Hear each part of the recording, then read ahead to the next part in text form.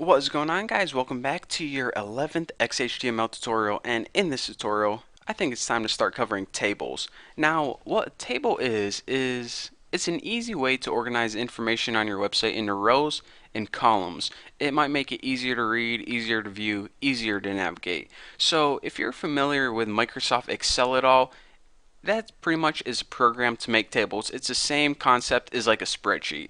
So if you don't know what a table is or you never saw one before, then the easiest way to learn is just to watch this tutorial, and trust me, by the end of it you'll get it like that. So the first thing that we need to do in order to create a table is to make our table tags. And yes, the keyword for this is table, and the ending tag table. So our entire table, all of the information is going to go in between these tags.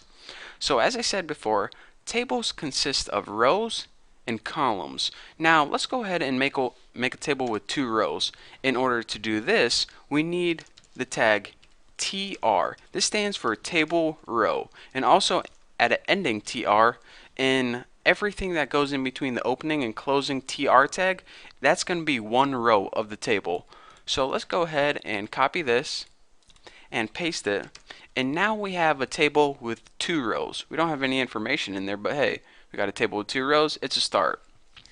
So remember earlier I said that tables consist of rows and columns. Well, in order to make a column in your table, go ahead and add some space in between your table rows so we have some room to work. And you might think that the keyword for this is TC, but it's not. It's actually TD, and I believe this stands for table data. Why they didn't name it column, I don't know. It would have made a lot more sense, but hey, I don't make the rules, they do. So anyways, TD, and also an ending, TD, maybe it stands for touchdown, who knows. And anything you put inside here is going to show up in that column. So let me go ahead and just copy this. So now our first table row has three columns in it. So if we copy this and paste it right here, so check it out. We have a table and it has one row and another row right here, and each of these rows have three columns. Now if you save this and refresh it right now, we'll get an empty screen. Even though we have a table there, if we don't have any data inside, then nothing's going to show up because it's like a blank table. So let's go ahead and add some data. Just write, whatever's on your mind. Let's see what's on my mind today. Fish in capital letters. Must have accidentally hit caps lock. Apples. Let's see what else. Tuna. Dang, I must be hungry or something. Let's see. A tuba. Musical. Ham chops. And let's see. Corn with a question mark, like you're asking someone a sentence or a question or something. Who knows? Whatever six things are on your mind, throw in there. So let's go ahead and save this and see what we got. Go ahead and refresh this, and you can see that our table now consists of the two rows. Here's row 1 and here's row 2, and each of these rows has three columns. 1, 2, 3 in the first one, 1, 2, 3 in the second one. And if you kind of highlight over it, you can kind of see the border, which brings me to another point. If you don't quite understand yet, trust me, here's a little attribute that you can add to your table to make it a lot more clear, or a lot clearer. More clear or clear? I don't know what the correct term is, but anyways, you see how our table has no borders and the edges are kind of hard to see?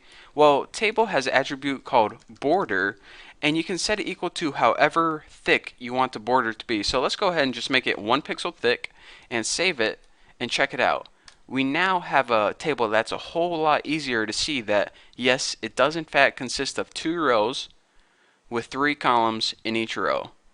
So yeah, that may be a little bit easier. So from now on, I'm probably going to add that attribute in the upcoming tutorials just because it makes everything a lot more clear. So anyways, that is your basics of how to create a table, how to create individual rows and columns, and in theory you can have as many rows as you want and also as many columns in each row. So yeah, that's it. And another thing I want to point out before I let you guys go, you see that all we did is add text into these columns or table data, but you can add anything that you would add in the body. For example, if I wanted to add an image right here, I could add an image. If I wanted to add a link or a paragraph or a header, I could do that. So anything that you could add in the body of your website, you can add in a table data. So that's how you create tables. I hope you enjoyed. Don't forget to stick around for the next couple of tutorials because we are not done with tables yet. There's a whole slew of things to cover. So thank you guys for watching. Don't forget to subscribe, and I'll see you guys later.